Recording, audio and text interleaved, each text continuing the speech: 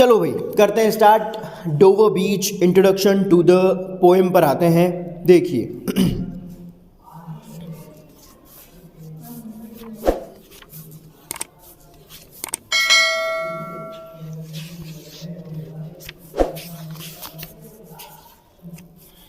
करें start. Matthew Arnold की poem है, देखते हैं introduction to the poem. The poem was published in 1867। 1867 में ये पोइट्री पब्लिश हुई थी। The poet has expressed pessimism in this poem.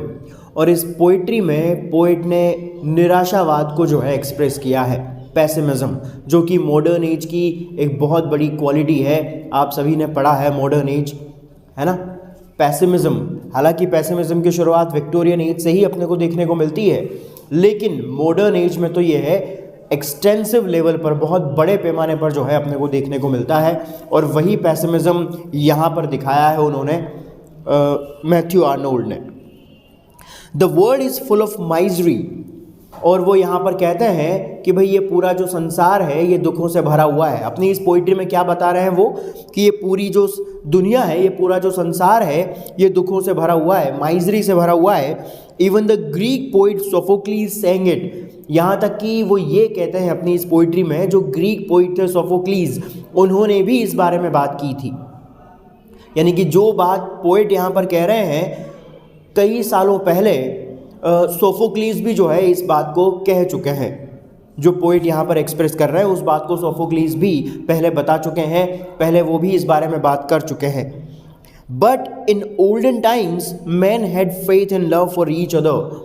और यहाँ पर इस पोइट्री में आपको देखने को मिलेगा कि पुराने समय में, प्राचीन जो समय था, वो पुराना टाइम ऐसा टाइम था जब लोग एक दूसरे में विश्वास किया करते थे, एक दूसरे के ऊपर या एक दूसरे के प्रति प्रेम की भावना लोगों के अंदर हुआ करती थी। पुराना समय ऐसा समय था जब एक इंसान दूसरे इंसान से प्यार किया करता था, प्रेम की भावना होती थी, विश्वास की भावना लोगों के मन में होती थी। आजकल की तरह नहीं है कि लोग नफरत करते हैं एक दूसरे से, पड़ोसी पड़ोसी को नहीं जानता है, आपस में बातचीत नहीं होती है। तो ऐसा नहीं था पुराने समय में। लोग बहुत ही प्रेम भाव रखा करते थे, एक दूसरे के प्रति विश्वास की भावना हुआ करती थी लोगों के बीच में।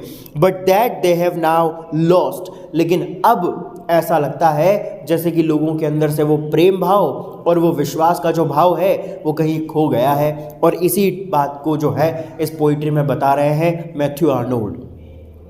And instead fight with each other. और इसके बजाय वो अब क्या करने लग गए हैं, एक दूसरे से लड़ने झगड़ने लग गए हैं। पहले तो जो है एक दूसरे के प्रति प्रेम भाव, विश्वास की भावना लोगों के मन में एक दूसरे के प्रति हुआ करती थी, लेकिन अब वो प्रेम भाव और वो विश्वास की भावना कहीं खो गई है। और अब तो जो है प्रेम भाव रखने की बजाय वो एक दूसरे से लड़ते झगड़ते रहते हैं। The poet is reminded of it by the ebbing of the sea at the Dover beach. और इस बात को, यानी कि ये बात को याद दिलाती है क्या, यानी कि पोइट ये बात उनके मन में आती है किसकी वजह से, by ebbing of the sea at the Dover beach. Dover beach एक बीच का नाम है दोस्तों, जो समंदर का किनारा होता है ना, बीच, तो ये एक जगह का नाम है, एक बीच का नाम है डोवर बीच। तो पोइट जो है उस डोवर बीच पर बैठे हुए थे, उस समंदर के किनारे पर बैठे हुए थे।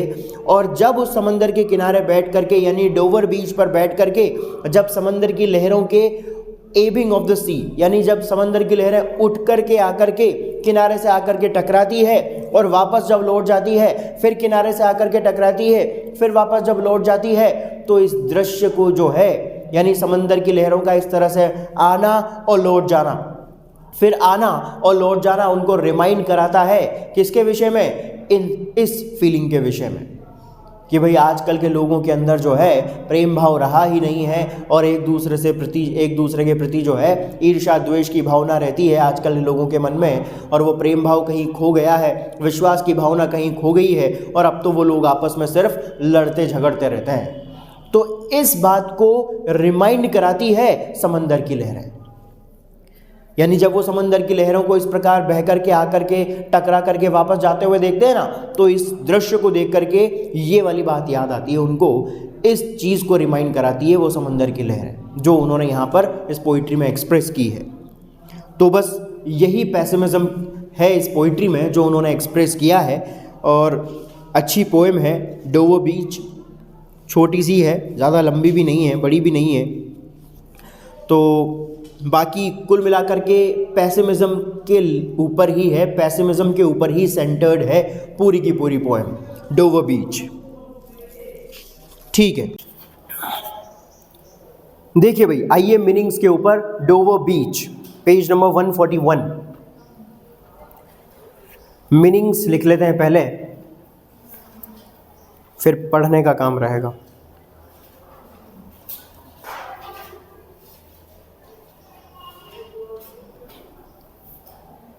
देखिए, द सी यानी समंदर, काम यानी कि शांत, काम शांत, टुनाइट यानी कि आज रात।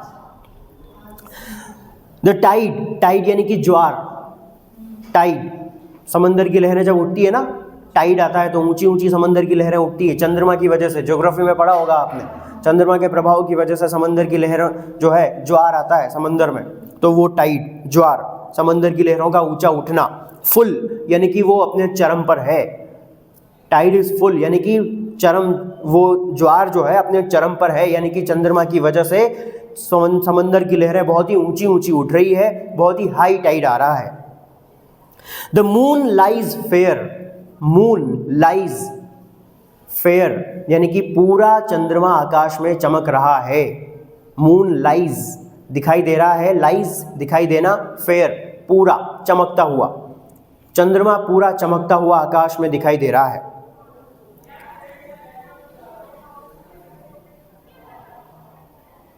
अपॉन द स्ट्रेट, स्ट्रेट को अंडरलाइन करके लिखिए। समंदर की लहरों, मतलब सॉरी, समंदर के दो हिस्सों को जोड़कर बीच में, समंदर के दो हिस्सों को बीच में कोई भी एक छोटा सा गलियारा जब जोड़ता है ना, उसको कहते हैं स्ट्रेट। देखिए भाई, जैसे कि मैं एक उससे समझा देता हूँ आपको।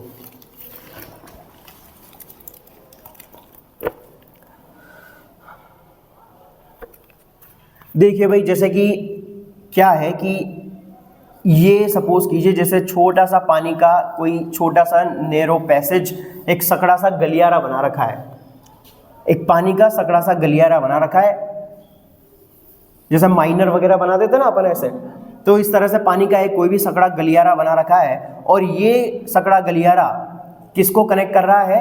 एक तो इधर जो जलराशि है, विशाल समंदर की जो जलराशि है ये, और इधर भी एक विशाल समंदर की जलराशि है ये।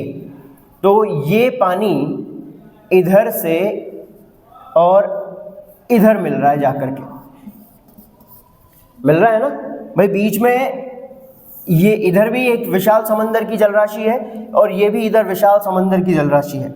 अब इन दोनों को कनेक्ट कर दिया एक छोटा सा गलियारा बना करके, है ना, ताकि इधर का पानी इधर आराम से पहुंच जाए।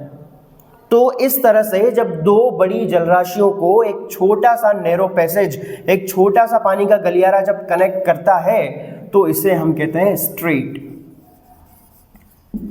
स्ट्रेट, ये है स्ट्रेट का मीनिंग। और वो चंद्रमा जो चमक रहा है ना, वो इस स्ट्रेट के ऊपर बिल्कुल गोलाकार शेप में चमक रहा है पूरी तरह से। ये है मीनिंग यहाँ पर। उस स्ट्रेट के ऊपर जो है चंद्रमा पूरी तरह से गोलाकार चमक रहा है। On the French coast, French coast मतलब फ्रांस का किनारा, फ्रांस का किनारा। On the French coast, France का समुद्र तटीय किनारा, फ्रांस का समुद्र तटीय किनारा। द लाइट यानी रोशनी, ग्लीम चमकना, लाइट रोशनी, ग्लीम चमकना, एंड इज गॉन, गॉन यानी कि डिसअपियर हो जाना, गायब हो जाना। द क्लिफ्स चट्टाने, क्लिफ्स ऑफ इंग्लैंड, इंग्लैंड के समुद्र तट की चट्टाने। क्लिफ्स ऑफ इंग्लैंड का मतलब है इंग्लैंड के समुद्र तट पर जो चट्टाने हैं वो, इंग्लैंड के समुद्र तट की चट्टाने। स्टैंड, वो दिखाई दे रही है, ग्लिमरिंग चमकती हुई, यानी चंद्रमा की रोशनी की वजह से वो भी चमक रही है, ग्लिमरिंग चमकती हुई, शाइन कर रही है। Out in the tranquil, tranquil यानी कि शांत, बे यानी खाड़ी यानी वो समंदर का पानी। Come to the window, sweet is the night air only from the long line of spray.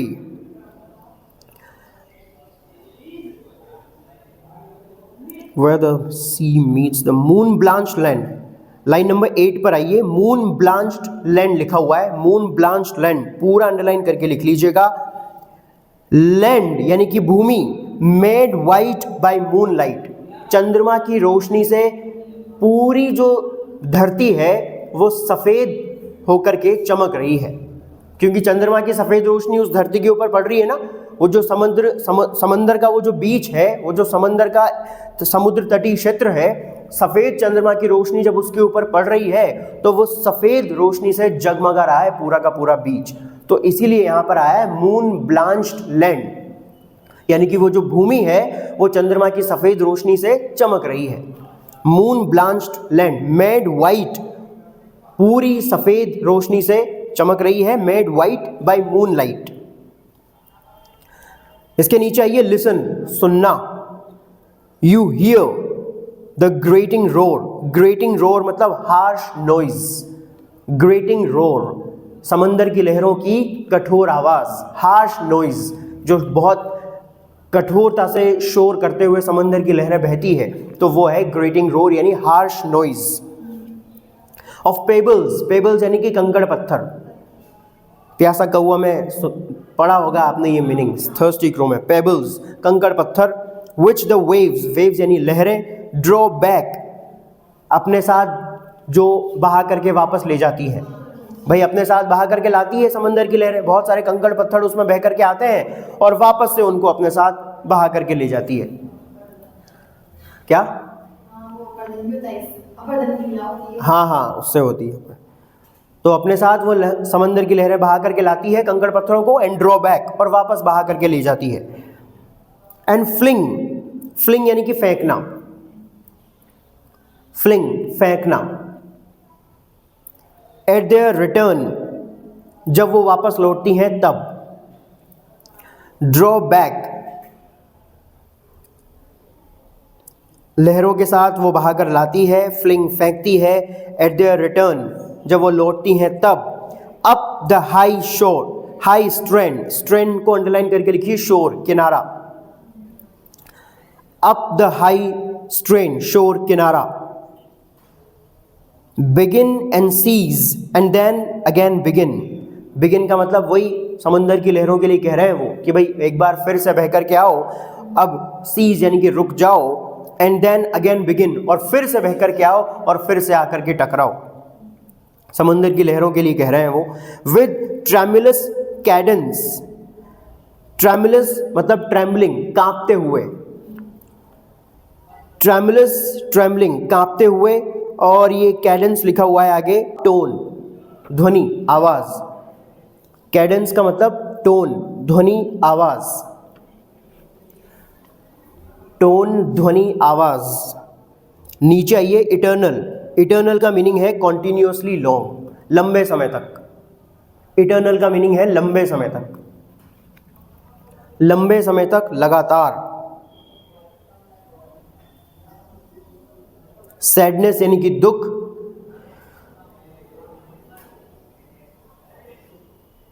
सोफोक्लीज, सोफोक्लीज को अंडरलाइन करके लिखिए, ग्रीक ड्रामेटिस्ट हैं ये, एक व्यक्ति हैं, बहुत बड़े यूनानी ड्रामेटिस्ट, नाटककार, Greek dramatist. Heard it on the Aegean, Aegean को अंडरलाइन करके लिखिए, ग्रीक सी, एजियन, एजियन सागर भी है एक, अगर आपने वर्ल्ड का मैप देखा हो तो एजियन नाम से एक सागर भी है, एजियन सागर, ग्रीस के नज़दीक है ये, जो ग्रीस कंट्री है ना, ग्रीस, भूमध्य सागर के आसपास देखना, जो ग्रीस कंट्री है उस ग्रीस कंट्री के नीचे की साइड में एक छोटा सा सागर है, एजियन सागर, तो वहाँ की बात हो रही है एजियन सागर की, ग्रीक सी के नाम से भी इसको जानते हैं, ग्रीस के नज़दीक है क्योंकि, Aegean sea. It brought into his mind, brought into मतलब लेकर के आना, ब्रॉट इनटू लेकर के आना, हिज माइंड यानी कि उसके मन में। टर्बिड, टर्बिड मतलब गंदा, टर्बिड मतलब गंदा। एब एंड फ्लो, एब का मतलब तो है एब एंड फ्लो, ज्वार भाटा, जिसमें से एब का मतलब तो है भाटा, शांत हो जाना, फिर ऊंचा उठना, फिर शांत हो जाना, फिर ऊंचा उठना, फिर शांत हो जाना, ऐसे। एब वाली कंडीशन होती है भाटा वाली कंडीशन, और फ्लो वाली कंडीशन होती है ज्वार वाली कंडीशन। ऑफ ह्यूमन माइजरी, मनुष्य की जिंदगी का दुख, ह्यूमन माइजरी, ह्यूमन माइजरी।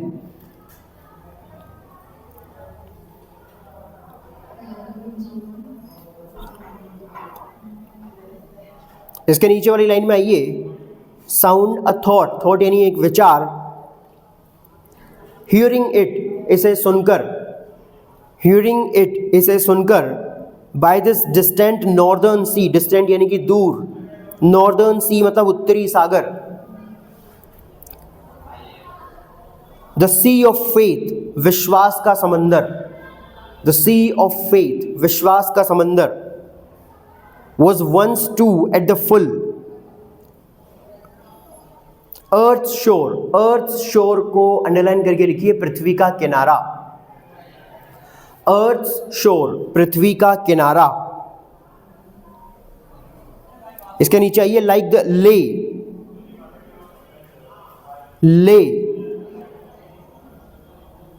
बिछे होना या स्थित होना, बिछा होना या स्थित होना। लाइक द फोल्ड्स, फोल्ड्स का मतलब परतें, लाइक द फोल्ड्स, फोल्ड्स का मतलब परतें, ऑफ अ ब्राइट, ब्राइट यानी चमकीला, गर्डल, गर्डल मतलब होता है बेल्ट, एक कमरबंद, जैसे कमर के आसपास जो बांधा जाता है, गर्डल, बेल्ट, एक कमरबंद। फर्ल्ड यानी कि लिपटा हुआ, फर्ल्ड यानी कि रैप्ड, लिपटा हुआ। लाइन नंबर 25 पर आइए, मेलनकली, दुख से भरा हुआ, विड्रॉइंग, पीछे हटता हुआ, रोर यानी कि नॉइज, आवाज, ध्वनि, रिट्रीटिंग, पीछे हटती हुई या कम होती हुई, पीछे हटती हुई या कम होती हुई।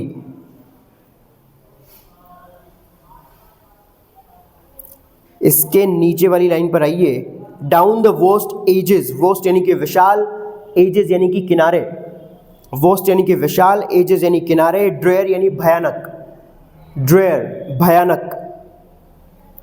इसके नीचे आइए, नेकेड, नेकेड मतलब चीयरलेस, चीयरलेस, दुख से भरे हुए या दुखी दिखाई देने वाले। शिंगल्स, शिंगल्स मतलब समंदर के तट पर पड़े रहते हैं ना छोटे छोटे कंकड़ पत्थर, छोटे छोटे जो कंकड़ पत्थर चट्टानों से टुकड़े हुए, चट्टानों के छोटे छोटे टुकड़े, वो हैं शिंगल्स, छोटे छोटे कंकड़ पत्थर जो बिखरे हुए पड़े रहते हैं समंदर के तटों पर, वो।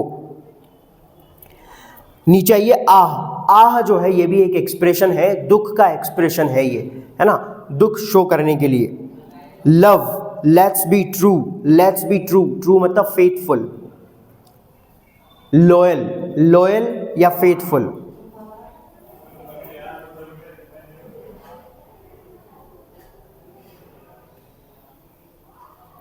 लाइन नंबर 31 पर आइए, लैंड ऑफ ड्रीम्स, सपनों की दुनिया, लैंड ऑफ ड्रीम्स, सपनों की दुनिया।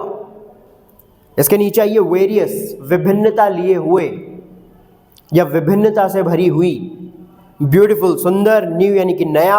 इसके नीचे है हैथ लिखा हुआ है, हैज है ये, हैज, HAS, हैज, रियली यानी वास्तव में, नीदर ना तो, जॉय खुशी, नॉर लव प्रेम, नॉर लाइट रोशनी। नीचे आइए, सर्टिट्यूड, सर्टिट्यूड मतलब कन्विक्शन, दृढ़ संकल्प, दृढ़ विश्वास। पीस यानी शांति, नॉर हेल्प, हेल्प यानी कि मदद, पेन यानी कि दुखी लोग, जो दुखी लोग होते हैं उनकी मदद करने वाला भी कोई नहीं है, मतलब फॉर पेन। इसके नीचे आइए, ऑन अ डार्किंग प्लेन, डार्किंग मतलब अंधकार से भरा हुआ, प्लेन यानी कि मैदान, यानी इस दुनिया के लिए आया मतलब। इसके नीचे आइए, स्वेप्ट विद, स्वेप्ट विद मतलब फुल ऑफ, भरे हुए, स्वेप्ट विद फुल ऑफ, भरे हुए। कंफ्यूज्ड अलार्म्स, कंफ्यूज्ड अलार्म्स पूरा अंडरलाइन करके लिख लीजिए।